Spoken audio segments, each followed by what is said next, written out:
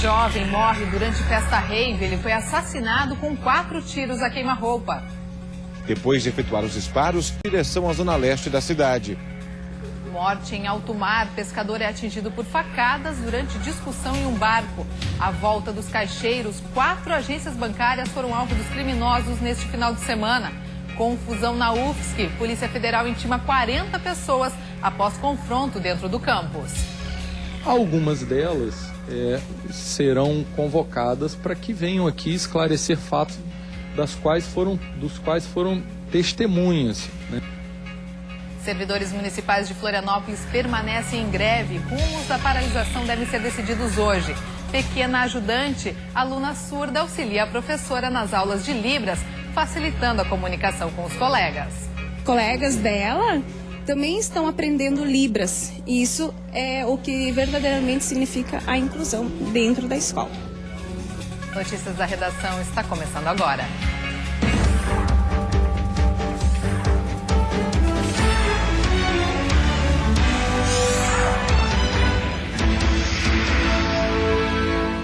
Olá, boa tarde. Mais um jovem foi assassinado neste final de semana em Joinville. A vítima foi morta com tiros durante uma festa eletrônica. Segundo a Polícia Militar, o evento era clandestino.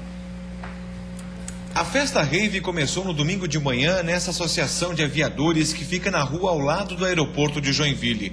Por volta do meio-dia, John Wesley Koch, de 21 anos, foi executado com 4 tiros a queima-roupa. O motivo do crime seria ciúmes.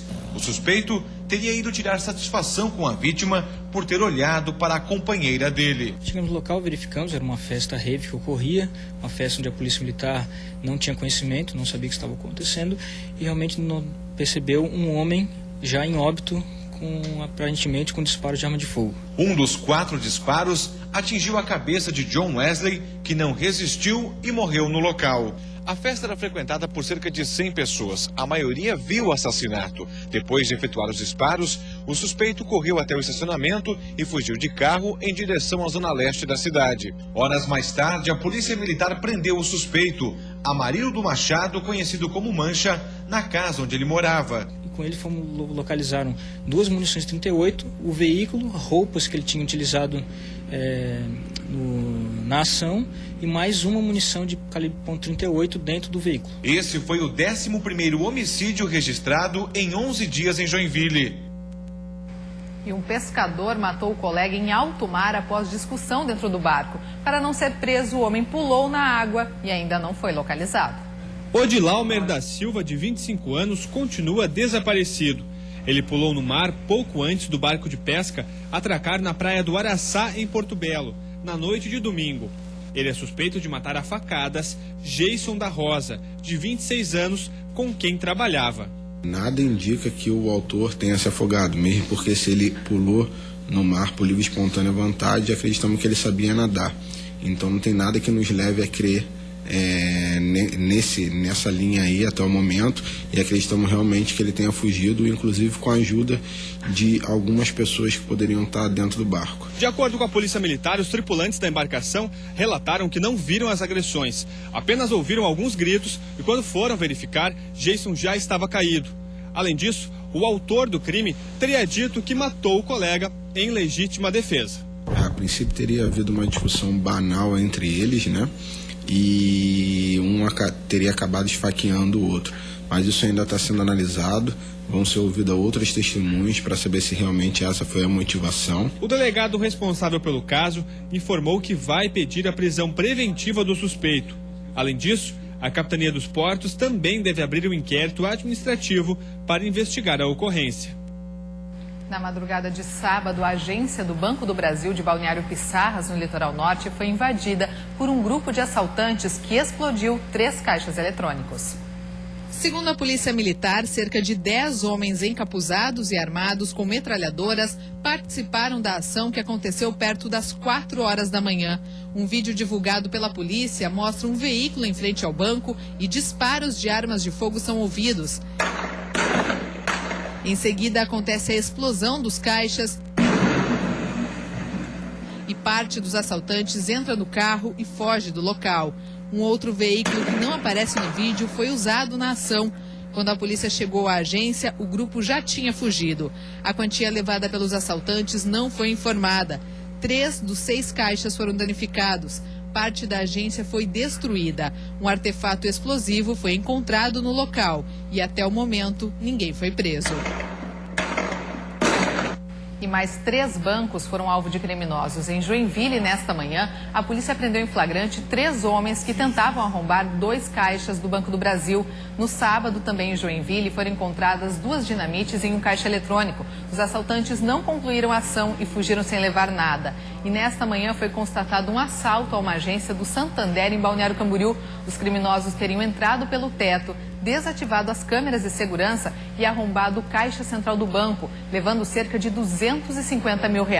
Até o momento ninguém foi preso e não se sabe quando realmente a ação aconteceu.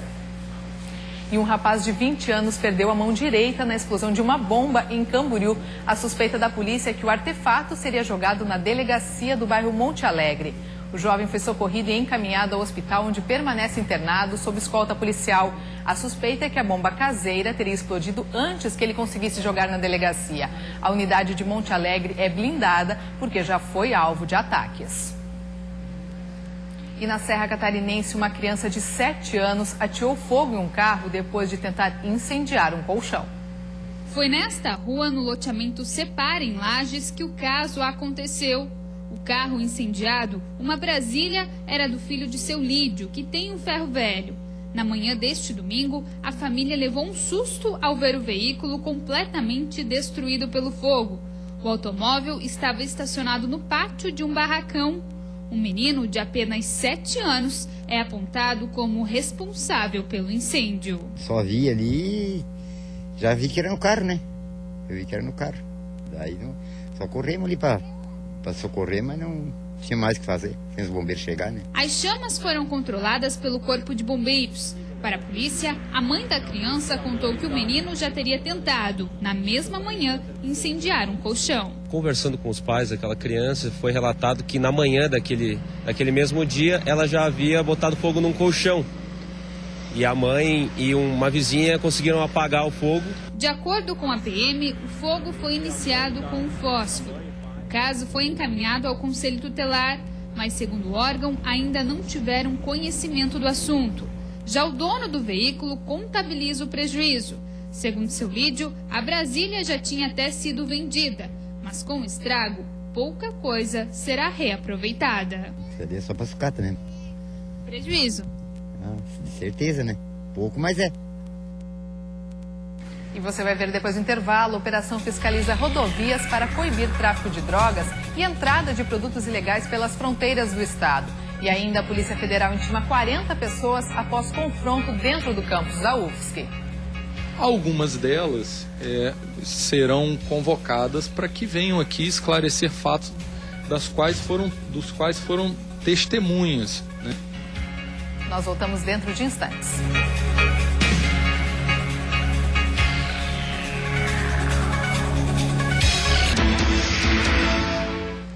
Estamos de volta, agora 1h15. Vamos dar uma olhadinha como está o trânsito na capital neste momento.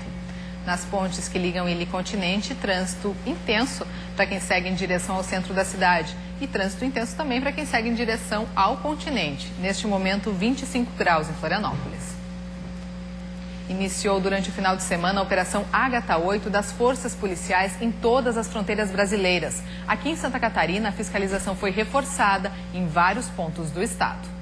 São cerca de 1.000 homens que fazem a revista geral dos veículos que passam pelas rodovias. Eles estão espalhados em mais de 50 pontos estratégicos em Santa Catarina.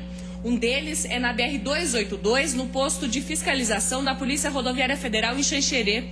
Um cão farejador também auxilia nas buscas por drogas. Nós temos uma duração aproximada de 2 a 3 semanas e a expectativa é que com essa integração alcancemos resultados efetivos. A meta da operação é combater o tráfico de drogas e impedir que outros produtos ilícitos entrem no país pela fronteira e rotas alternativas, além de coibir os crimes ambientais e o tráfico internacional de pessoas. O maior desafio é exatamente conseguir cobrir uma área geográfica de grandes proporções, né, com efetividade e integrando todas essas agências. Nós temos que ter uma capacidade logística de comando e controle bastante efetiva para poder fazer com que isso ocorra. E os motoristas que são parados na barreira precisam apresentar os documentos. Estando tudo em ordem, é só seguir viagem. Isso é bom porque varam bom aí, que entra da Argentina, do Paraguai. Nessas fronteiras, com certeza, não consegue pegar tudo, mas intimida boa parte da população. Bom, maravilhoso para ver, combater crime, inadimplência, tudo é legal. Sempre que ocorrer algum delito de trânsito, eles passam para a gente e vice-versa. Então a gente está fazendo essa parceria que é bacana no sentido de combater os crimes aqui na fronteira. Em 2013, a Operação Ágata foi a maior ação militar voltada à segurança pública no país. Ao todo, 25 mil militares foram mobilizados para fiscalizar aproximadamente 2,3 milhões de quilômetros, o equivalente a 17% do território nacional. A Polícia Federal deve concluir em até 45 dias a investigação sobre o confronto que aconteceu dentro do campus da UFSC em Florianópolis em março deste ano. Imagens de celular e das emissoras de TV que estavam na universidade no dia da confusão estão sendo usadas pela Polícia Federal para identificar os envolvidos. Entre alunos, professores e servidores da UFSC, em torno de 40 pessoas estão sendo intimadas. O primeiro depoimento está marcado para o dia 26 deste mês. Algumas delas serão convocadas para que venham aqui esclarecer fatos dos quais foram testemunhas, né? Outras pessoas recaem sobre ela um peso um pouco mais significativo, né? Quanto à suspeita de terem praticado crimes. A Polícia Federal pretende encerrar esta investigação dentro de 45 dias. A confusão aconteceu no dia 25 de março, depois que policiais federais à paisana entraram no campus e prenderam um aluno com uma porção de maconha. Um outro inquérito sobre a invasão da reitoria também será instaurado. Celulares e tablets estão tomando conta do nosso dia a dia. Mas você costuma passar muitas horas teclando? Observa a sua postura ao manusear esses aparelhos?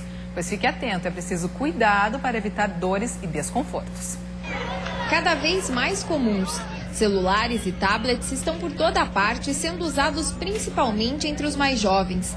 Aliás, entre eles é quase unanimidade não desgrudar desses aparelhos. Facebook, essas coisas assim, redes sociais. Umas 2, 3 horas por dia para conversar, para ver coisas de trabalhos. Em pé, sentados, não importa o jeito. Os aparelhos continuam apostos nas mãos dos usuários.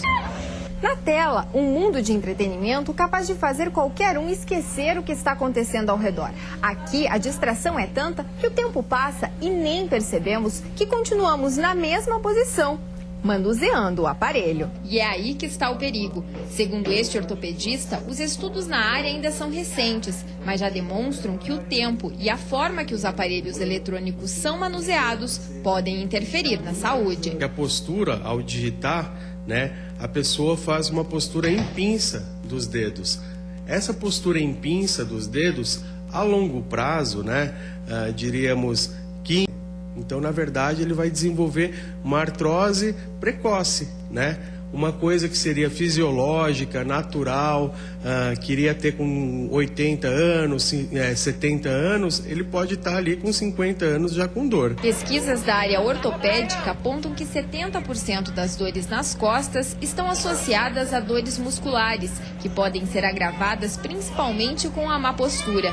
Por isso, alguns cuidados são fundamentais. O recomendado é você trocar a posição, Primeiro, ao invés de você fazer a pinça o tempo todo, você pode trocar e usar seus indicadores, Segundo, não ficar mais do que 40 minutos sentado na mesma posição, na mesma postura, Observar sempre, na hora de digitar, de você estar com os pés apoiados, com as costas apoiadas, com o tronco numa posição ereta, se possível com os braços apoiados. Que isso vai fazer com que você não desenvolva a longo prazo uma dor muscular, a gente chama de dor miofacial, que é a dor do músculo, das articulações, em função disso. E no próximo bloco, os servidores municipais de Florianópolis permanecem em greve. Paralisação já dura quase uma semana. E você vai conhecer uma menina de 7 anos, deficiente auditiva, que ajuda a professora nas aulas de Libras. O papel dela em sala de aula tem sido fundamental para melhorar a comunicação com os colegas. Colegas dela também estão aprendendo Libras. E isso é o que verdadeiramente significa a inclusão dentro da escola. Nós voltamos em 1 minuto.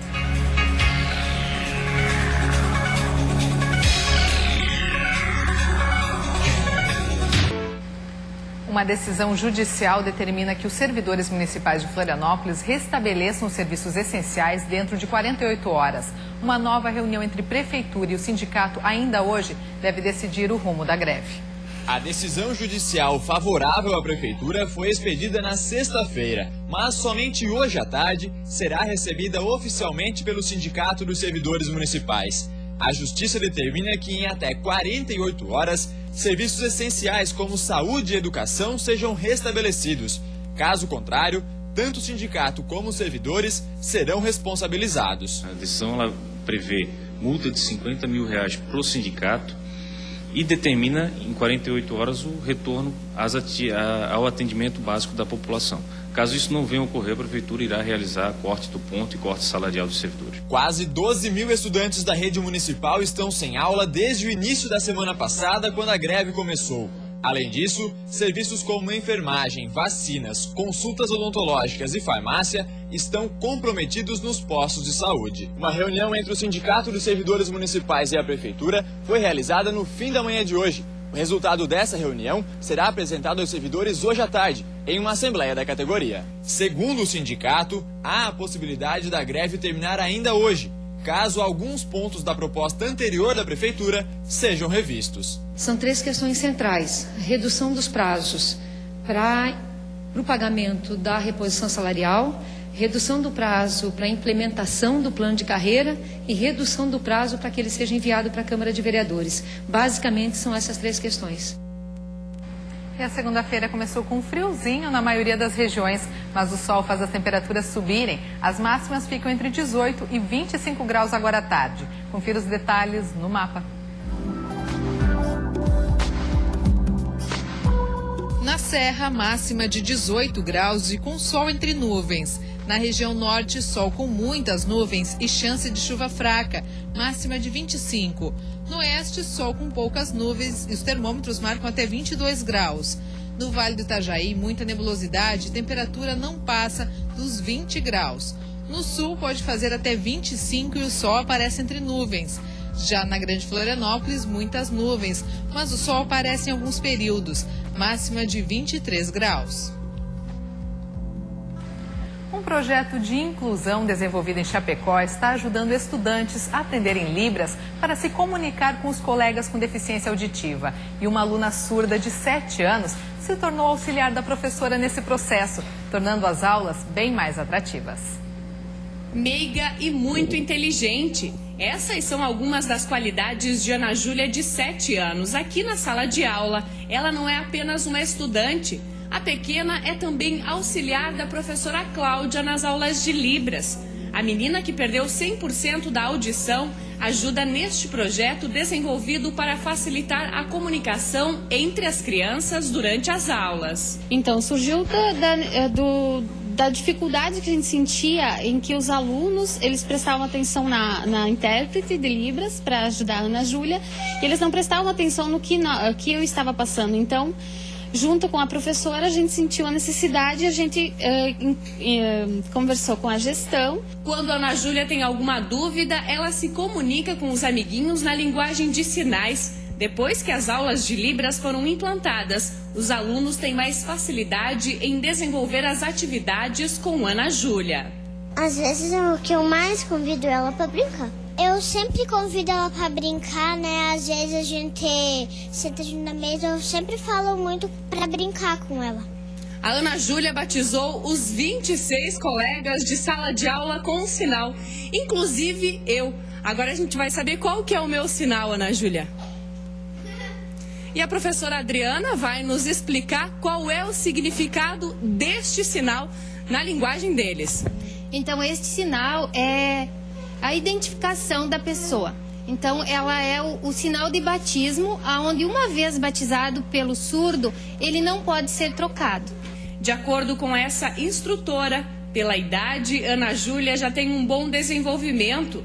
Além de auxiliar nas aulas de Libras, ela também está contribuindo com que os colegas possam aprender desde pequenos a linguagem dos sinais. E também porque os amigos, né, os colegas dela, também estão aprendendo Libras. E isso é o que verdadeiramente significa a inclusão dentro da escola. E assim a gente encerra o Notícias da Redação de hoje. Uma boa tarde para você, um bom início de semana e até amanhã.